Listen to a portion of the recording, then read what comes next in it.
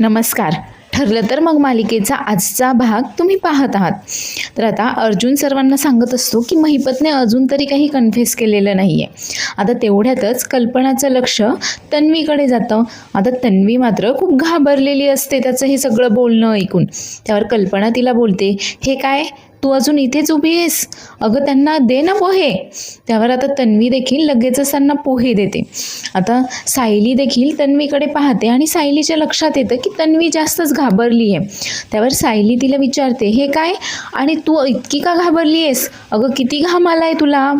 त्यावर आता पूर्णाजी बोलते, आता कधी नव्हे ते तन्वीने आता किचनमध्ये जाऊन सर्वांसाठी नाश्ता बनवलाय म्हटल्यावर अजून काय होणार आहे बरं?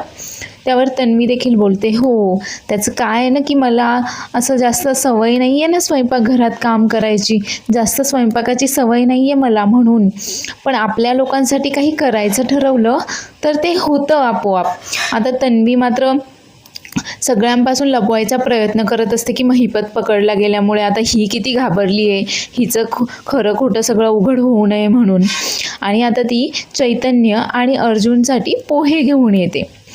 आता ते दोघेजण पोहे खाणार त्याआधीच मात्र आता इकडे प्रताप पोहे खाऊन पाहतो आणि आता ते पोहे इतके तिखट झालेले असतात त्यामुळे त्याला ठसका लागतो. आता अर्जुन आणि चैतन्य मात्र एकमेकांकडे पाहतात आणि प्रतापकडे पाहतात आणि आता पोह्यांमध्ये काहीतरी गडबड आहे आणि आपण न खाल्लेच बरे हे त्यांच्या आणि पूर्ण आजीच्या देखील लक्षात येतं. त्यामुळे कुणीच पोहे खात नाही. आता प्रताप मात्र तन्वीला बोलतो की तन्वी, अगं काय हे, घरातल्या सगळ्या मिरच्या याच पोह्यांना घातल्यास की काय तू? आता कल्पना मात्र परत एकदा तन्वीवर चिडते आणि लगेचच पळत जाऊन प्रतापसाठी पाणी घेऊन येते आणि आता ती रागानेच तन्वीकडे पाहत असते. तर तेवढ्यातच अस्मिता बोलते, असं असेल तर मी हे पोहे न खाल्लेले जास्त बरं राहील.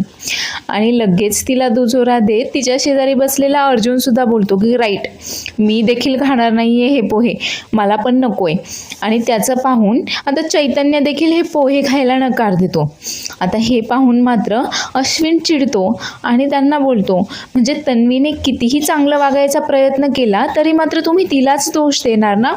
तिने आज सर्वांसाठी नाश्ता बनवलाय, पण ठीक आहे ना, झाले असतील तिच्याकडनं पोहे थोडेसे तिखट, फसला असेल तिचा थोडासा अंदाज, पण तरी पण तुम्ही तिलाच का दोष देताय वगैरे. आता मात्र हा तन्वीची बाजू घेऊन बोलत असतो आणि तन्वी मात्र एकदम बिचाऱ्यासारखं तोंड करून आता तिथे उभी असते. त्यावर अर्जुन त्याला बोलतो की तू खा ना पोहे, तू खा, तुला ऑल द बेस्ट. त्यावर आता हा अश्विन बोलतो की हो हो खाणारच आहे मी. आणि आता अश्विन देखील ते पोहे खाऊन पाहतो आणि प्रतापसारखं त्याला देखील आता पोहे खाऊन ठसका लागतो. आता कल्पना मात्र तन्वीवर चिडते आणि बोलते, अगं पाहतेस काय, जा पटकन त्याच्यासाठी पाणी घेऊन ये. आणि तन्वी लगेचच अश्विनसाठी पाणी आणण्यासाठी पळते. तर अस्मिता आणि अर्जुन मात्र त्याची फजिती पाहून हसत असतात. आता ही तन्वी अश्विनच्या पाठीवर थोपटवते, त्याला पाणी देते आणि विचारते की अश्विन, अरे इतकं काय झालं, असा कसा काय ठसका गेला तुला? त्यावर अश्विन बोलतो की तन्वी, अगं काय केलंयस हे, किती तिखट केलंयस ते पोहे? त्यावर तन्वी बोलते की अरे झाला असेल, चुकला असेल माझा थोडासा अंदाज. त्यावर अश्विन बोलतो, थोडासा? अगं खाऊन पहा किती तिखट झाले आहेत ते पोहे. तितक्यातच सायली बोलते की तुम्ही सर्वजण थांबा, मी सर्वांसाठी लगेचच पोहे बनवून आणते. त्यावर अस्मिता बोलते की हो हे अगदी बेस्ट आहे, तूच पोहे बनव, हे पोहे मात्र नको आहेत मला. आणि आता सायली सर्वांसाठी पोहे बनवण्यासाठी किचनमध्ये जाते. आता सायली सर्वांसाठी पोहे बनवत असते आणि तन्वीने बनवलेले पोहे मात्र कोणी देखील खात नाही. आता सायली इकडे पोहे बनवत असताना त्या पोहेंच्या घमघमाटाने पूर्ण आजी मात्र लगेच बोलते की वा, असा सुगंध जर किचनमधून येत असेल ना तर समजून जायचं की सायली किचनमध्ये स्वयंपाक करते म्हणून. आता तन्वीचा मात्र खूप जळफळाट होतो आणि पूर्ण आजी तन्वीकडे पाहत बोलते की तन्वी, तू नेहमी सायलीसारखं बनण्याचा प्रयत्न करत असतेस ना, तिची बरोबरी करत असतेस ना. अगं तुला बरोबरी करायचीच असेल ना तर तिच्यासारखं वागून पहा जरा. आता मात्र अर्जुन आणि घरातील सर्वच जण तन्वीकडे पाहत असतात. तन्वीला मात्र या गोष्टीचा खूप जास्त राग येतो आणि तन्वी काही न बोलताच तिथून तिच्या खोलीमध्ये निघून जाते. त्यानंतर मात्र अश्विन देखील ती पोह्यांची प्लेट तिथे तशीच ठेवून तिच्या मागोमाग खोलीमध्ये निघून जातो. तर चैतन्य लगेच हसून सर्वांना बोलतो, चला म्हणजे माझी इच्छा आज पूर्ण झाली. तर मला देखील आज सायली वहिनीच्या हातचे पोहे खायचे होते आणि आता ते आपल्याला मिळणार आहेत. त्यावर सर्वच जण हसत असतात. तर नागराज इकडे आता सुमनकडे आलाय आणि आता सुमनला समजलंय की यानेच सुपारी दिलेली होती आणि सुमन त्याला तसं बोलून देखील दाखवते. आता मात्र नागराज खूप चिडतो आणि तिला बोलतो की हो ना, मग तुला हेही समजलं असेल की इथे जर मी तुला मारून तुझे छोटे छोटे तुकडे करून जर कुत्र्यांना खाऊ घातले ना तरी देखील कोणाला कळणार नाहीये. त्यावर आता सुमन मात्र अजिबातही घाबरत नाही नागराजला आणि ती बोलते की जो माणूस स्वतःच्या सख्ख्या भावाची सुपारी देऊ शकतो, सख्ख्या भावाच्या जीवावर उठू शकतो, तो बायकोचं काय करू शकतो याचा मी अंदाज देखील करू शकत नाहीये वगैरे. सुमन मात्र नागराजला अजिबातही घाबरलेली नाहीये. आता हे ऐकून मात्र नागराज खूप जास्त चिडलेला असतो. त्यावर सुमन बोलते की तुम्हाला जे काही करायचंय ना ते करा, पण एक गोष्ट लक्षात ठेवायची, जोपर्यंत मी जिवंत आहे ना तोपर्यंत ओरडून ओरडून सगळ्या जगाला मी सांगणार आहे की तुम्हीच ती सुपारी दिली होती म्हणून. जर थोडं जरी पुण्य केलं असेल ना मी तर तुमचा हा मुखवटा मी लवकरच हाणून पाडेल वगैरे. तर इकडे पोहे खाऊन झाल्यानंतर चैतन्य आणि अर्जुन आता अर्जुनच्या खोलीमध्ये येतात. तर सायली आधीपासूनच तिथे आवरत असते. तर खोलीत आल्यावर चैतन्य अर्जुनला बोलतो की तू आता काळजी घे वगैरे. तर तेवढ्यातच अर्जुन बोलतो, हो अरे आता मी एकदम ठीक आहे, माझा काही हात वगैरे दुखत नाहीये आणि म्हणूनच तर मी तुला बोललो नाही की आपण ऑफिसला. आणि त्याच्या लक्षात येतं की सायली आता इथेच आहे, ती रागवेल. मग तो लगेच बोलतो की अरे म्हणूनच बोललो मी की आपण ऑफिसला नाही गेलो ना तेच बरं झालं म्हणून. त्यावर सायली बोलते की माझं सगळं काही ऐकायला येतंय आणि हो 2 दिवस माझी नजर असणार आहे तुमच्यावर. 2 दिवस तुम्ही इथेच घरामध्येच राहायचंय, कुठे देखील जायचं नाहीये ऑफिसला वगैरे. तितक्यातच चैतन्य बोलतो, अगं हेच सांगत होतो मी त्याला की 2 दिवस काही ऑफिसला वगैरे यायचं नाहीये, मी सगळं ऑफिस वगैरे मॅनेज करेल एकटाच. तितक्यात आता अर्जुन आता थोडा चिडूनच चैतन्याला बोलतो की काय काय म्हणालास तू, आता लगेच तिच्या टीममध्ये गेलास का, लगेच तिच्या बाजूने बोलायला लागलास का, अरे आपल्याला ऑफिसला जायचंय असं बोलायला पाहिजे होतं ना तुला. त्यावर सायली लगेच बोलते, मला सर्व काही ऐकायला येतंय हं, आणि चैतन्य भाऊजी माझ्या टीममध्ये आहेत कारण त्यांना देखील तुमची काळजी आहे, त्यांना देखील वाटतंय की तुम्ही लवकर बरे व्हावं म्हणूनच ते माझ्या टीममध्ये आहेत आणि तुमच्या चांगल्यासाठीच सांगते मी. 2 दिवसांनी तुम्हाला बरं वाटल्यानंतर जा ना तुम्ही ऑफिसला, पण आता मात्र तुम्ही आराम करायला हवाय हं. आता मात्र अर्जुनचं काही एक चालत नाही आणि आता सायलीने ऑर्डर दिली आहे म्हटल्यावर त्याला घरीच थांबावं लागणार आहे. तेवढ्यात चैतन्य बोलतो, हो हेच तर सांगत होतो मी त्याला की ऑफिसची काही काळजी करू नकोस वगैरे. तर आता अर्जुन चैतन्याला सांगत असतो की अरे आपलं किती काम पेंडिंग आहे, किती केसेस सॉल्व्ह करायचे आहेत आपल्याला वगैरे. त्यावर चैतन्य बोलतो की हे बघ आपल्या सगळ्या क्लायंट्सने वगैरे आमचा वकील किती शूर आहे अशी स्टोरी वगैरे टाकली आहे आणि आता मी जातो, मला खूप काम आहेत, मला एकट्याला ऑफिस हँडल करायचं आहे. तर अर्जुन आता सायलीला समजवायचा प्रयत्न करत असतो की मला ऑफिसला जाऊ देत म्हणून, पण सायली मात्र काही ऐकत नाही. तर आता महिपतला अटक झाल्याची बातमी टी व्हीवर सगळीकडे न्यूजमध्ये दाखवली जाते आणि ही बातमी आता साक्षी पाहते आणि ही बातमी पाहून तर ती पूर्ण घाबरून जाते आणि विचार करते की कदाचित पोलीस मागावर होते म्हणूनच अण्णा इतके दिवस माझ्याशी काही कॉन्टॅक्ट करत नव्हते किंवा कुठे लपून बसले असावेत. पण शेवटी जे व्हायला नको होतं तेच झालं. आता मी काय करू. आता साक्षी मात्र पूर्णपणे घाबरून गेलेली असते आणि विचार करत असते की मी अण्णांना भेटायला जेलमध्ये देखील जाऊ शकत नाहीये. जर पोलिसांना कळालं की साक्षी मीच आहे आणि मी जिवंत आहे मग मात्र काय करणार.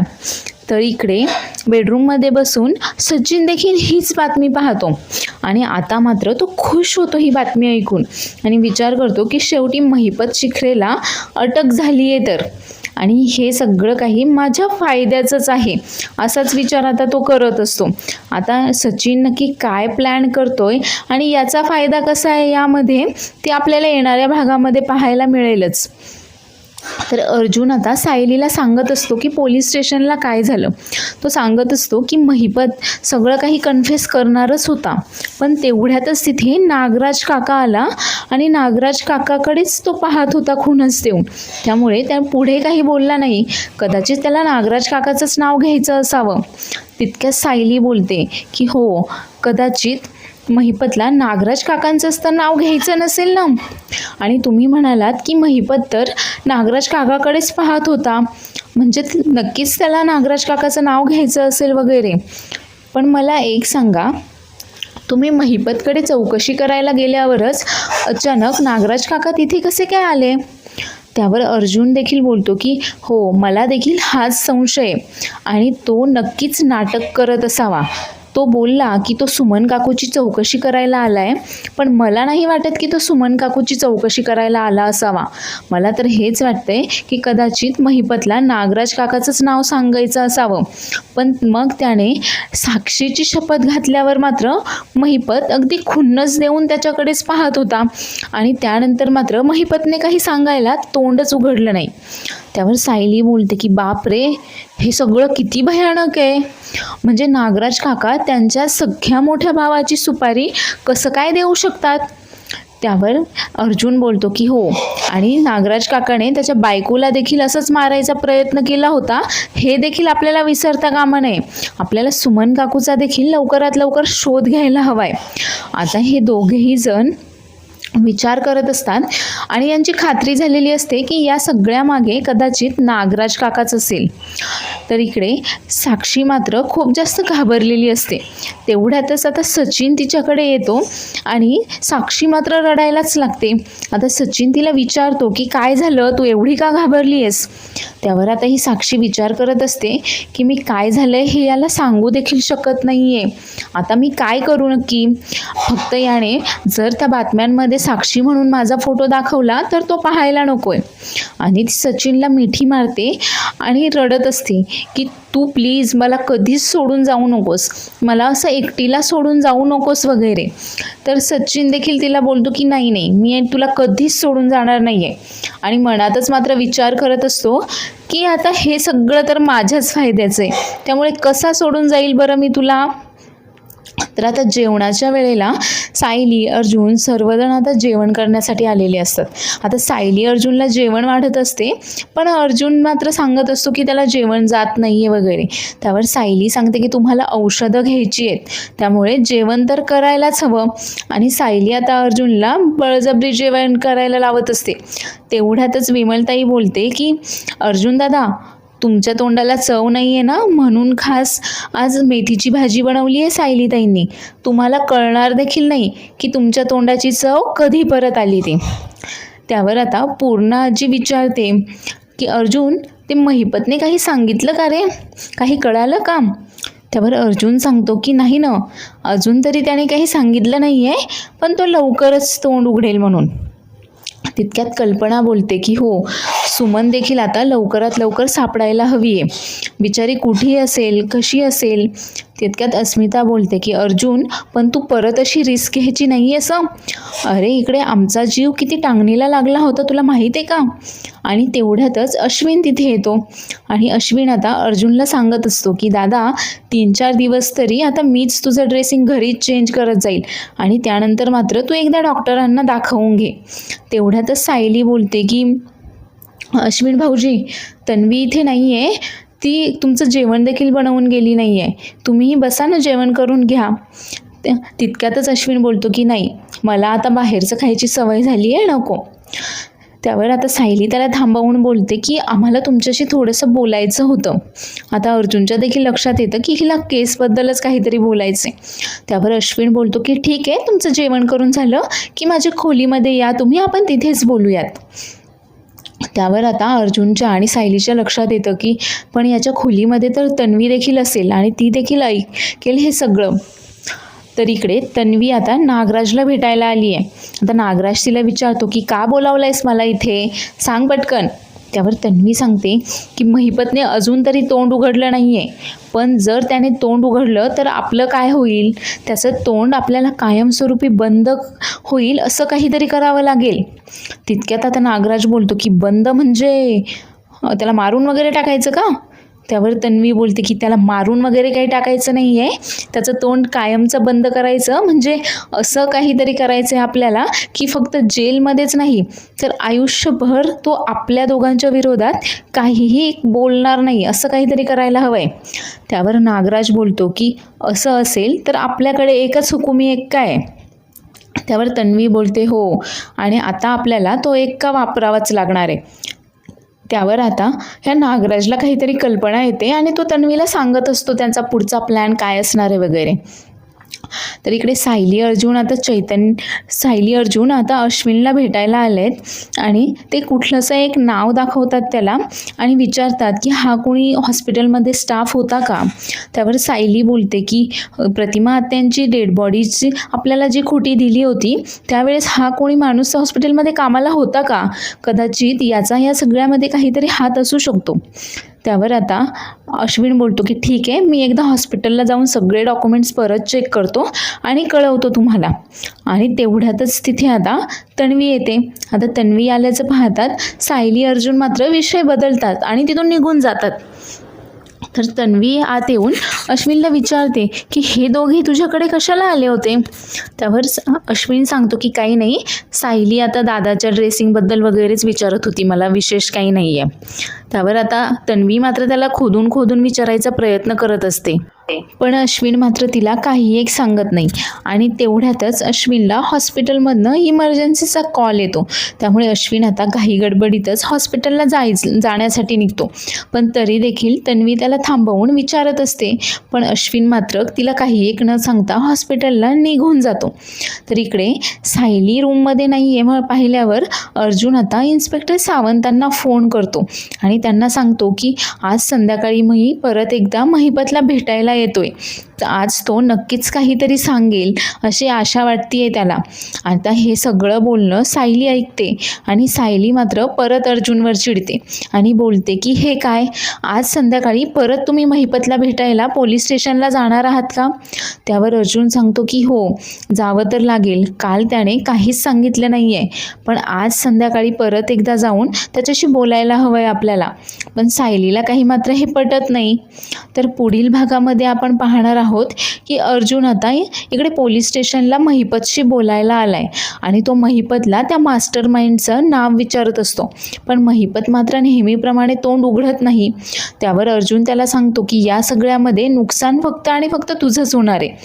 तर इकडे नागराजने आता काहीतरी चिठ्ठी वगैरे देऊन साक्षीला भेटायला बोलवले आणि साक्षी तिथे पोहोचताच तिथे मात्र आग लावून देतात आणि तिच्याभोवती एक आगीचं रिंगण वगैरे तयार केलं जातं.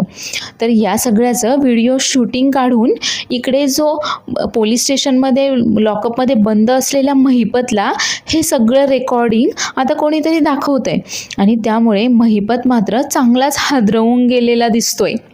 तर अर्जुन इकडे महिपतला कितीही विचारायचा प्रयत्न केला तरी महिपत मात्र आता काहीही एक तोंड उघडत नाही आहे साक्षीमुळे. आता महिपत तोंड उघडेल का आणि साक्षी या सगळ्यातनं कशी बाहेर पडेल हे पाहण्यासाठी पुढील एपिसोड पाहायला विसरू नका आणि चॅनेलला लाईक, शेअर आणि सबस्क्राईब करायला देखील विसरू नका. धन्यवाद.